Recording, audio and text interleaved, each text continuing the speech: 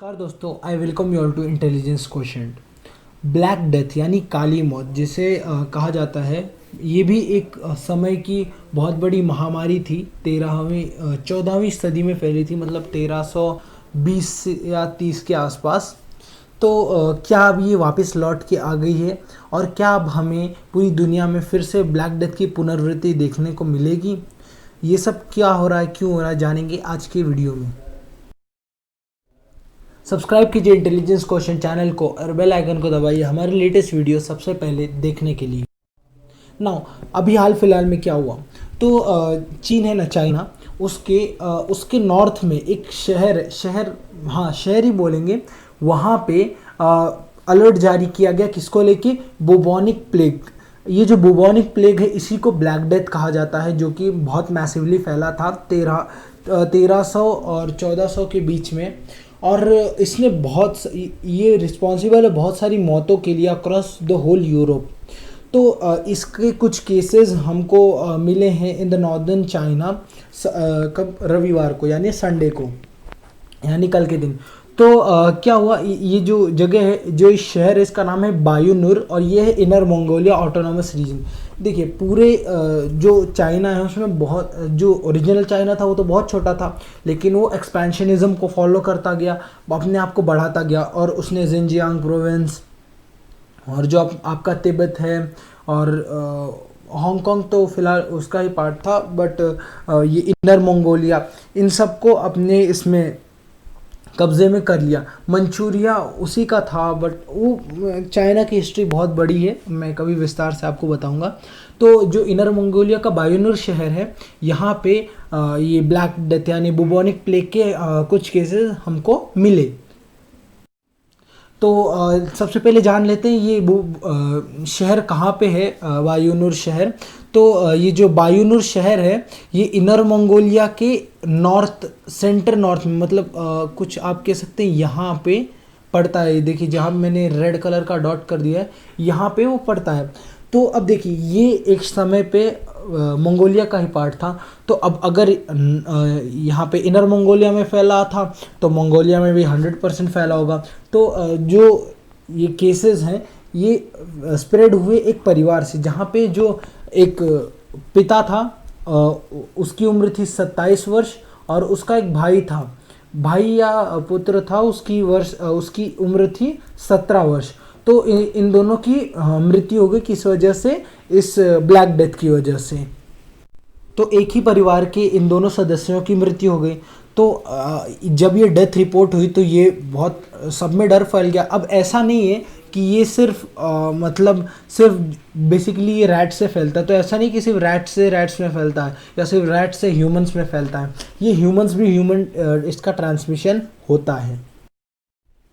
तो ये देखिए, इकोनॉमिक टाइम्स का आर्टिकल है, इसमें लिखा है कि Chinese city sounds alert for bubonic plague.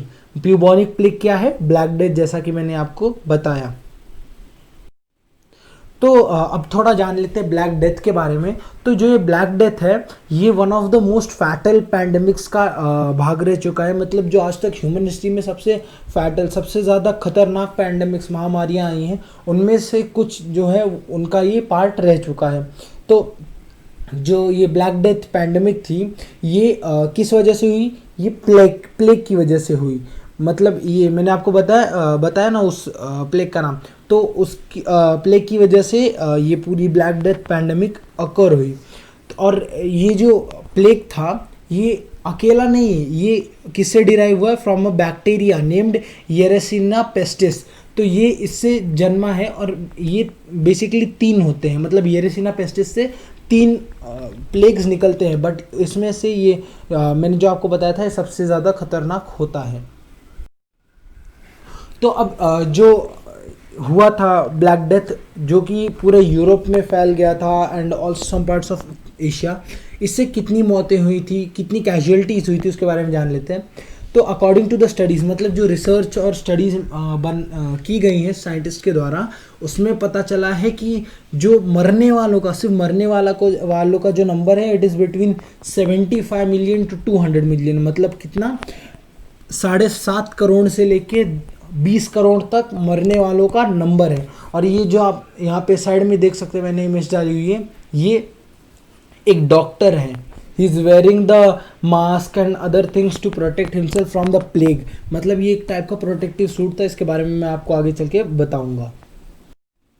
तो एक आइडिया देने के लिए मैं बता रहा हूँ कि for an assumption the black death was responsible for wiping out the half of Europe's total population as it spread across the whole Europe. मतलब यहाँ पे देखिए ये मैं आउटलाइन कर रहा हूँ, ये पूरा यूरोप है, तो इसके ऑलमोस्ट पूरे भाग में ही फैल गया था। बट ये ऐसा कहा जाता है कि इसने आधे यूरोप की पूरी पॉपुलेशन ख़त्म कर डाली थी। मतलब जो यूरोप है उसकी आधी पॉपुलेशन इस प्लेग की वजह से ख़त्म हो गई थी, मतलब वैनिश हो गई थी, उनकी मौत हो गई थी। यहाँ पे आप देख सकते हैं ये पूरा यूरोप है और यहाँ पे ये पूरे रीजन में ये फैल चुकी थी। तो अब मैं आपके लिए क्वेश्चन दे रहा हूँ कि 2020 तक कितनी पैंडमिक्स, कितनी महामारियाँ हुई हैं और उनकी शुरुआत कहाँ से हुई है, ये आपको कमेंट सेक्शन में बताना है कि आज तक ह्यूमन हिस्ट्री में कितनी पैंडमिक्स आई हैं और उनकी शुरुआत कहाँ से हुई है। तो ये जो पहला केस आया इसके बारे में जानते हैं। तो ये जो बुबोनिक प्लेग है इसका केस रिपोर्ट हुआ कब, सैटरडे को, बाय अ हॉस्पिटल इन बायानूर। बायानूर शहर की लोकेशन मैंने आपको बताई, it is a city in inner Mongolia autonomous region. तो जो वहाँ की लोकल हेल्थ अथॉरिटीज़ थी उन्होंने एक वार्निंग पीरियड जारी कर दिया कि ये फैल सकता है and it is until the end of 2020। और मैं आपको बता दूँ ये फेज़ 3 की वार्निंग इन्होंने जारी की है और इन्होंने बताया कि इसका ह्यूमन टू ह्यूमन ट्रांसमिशन भी हो सकता है और इसलिए हमको सावधानी बरतना बहुत ज़्यादा ज़रूरी है। And this warning period will end until 2020 as per seeing the number of cases which are arising. तो is there any reason for us to fear, मतलब हमको इससे डरने की ज़रा सी भी ज़रूरत है क्या? तो मुझे लगता है नहीं, क्योंकि देखिए हम अभी जी रहे हैं 21वीं सदी में, मतलब 2000 वर्ष में हम जी रहे हैं। और ये जब प्लेग फैला था तो ये 14वीं सदी थी, यानी 1300 का समय चल रहा था, 1320 1330 के बीच में। तब का जो हेल्थ और मेडिकल इंफ्रास्ट्रक्चर था वो अब से बहुत ज़्यादा डाउनग्रेडेड था, बहुत ज़्यादा नीचे था। और अब हम बहुत ज़्यादा एडवांसमेंट में जी रहे हैं, जहाँ पे हमारे पास प्रॉबेबली हर एक चीज़ की वैक्सीन है, हर एक चीज़ की मेडिसिन अवेलेबल है। तो मुझे लगता है कि हमें इससे डरने की ज़रूरत नहीं, क्योंकि हमारे पास अब कई सारी ऐसी मेडिसिन है जो इस डिज़ीज़ को क्योर कर सकती हैं। हमारे पास फॉर अ नंबर 7 से 8 मेडिसिन है जो इसको क्योर कर सकती हैं। इसलिए अब देखिए ऐसा नहीं है कि अचानक से आज या सैटरडे संडे में पहला केस आ गया है, नहीं, ये जो हर वर्ष इसके केसेस आते रहते हैं। देखिए जब 1300 में जब ये पैंडेमिक आया था तब ये यूरोप में स्टार्ट हुआ था और इसने आधे यूरोप की आबादी ख़त्म कर दी थी। तो मैं आपको जस्ट एक आइडिया के लिए बताना चाहूँगा कि वर्ष 2000 से, साल 2000 से, मतलब जब से ये शताब्दी शुरू हुई है तब से यूनाइटेड स्टेट्स में हर साल ऑलमोस्ट 20 से 25 केस आते रहते हैं बुबोनिक प्लेग। बट इससे उनको फ़र्क नहीं पड़ता because they have the medicine available in order to cure this disease.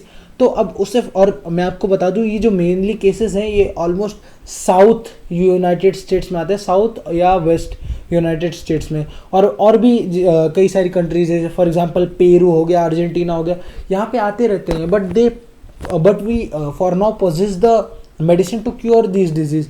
जब भी कोई भी पैंडेमिक आती है तो उससे सीख लेते हुए हम हमेशा उसकी एक वैक्सीन, एक मेडिसिन डेवलप कर लेते ताकि आने वाले समय में आगे वाली जनरेशन को इससे प्रॉब्लम ना हो।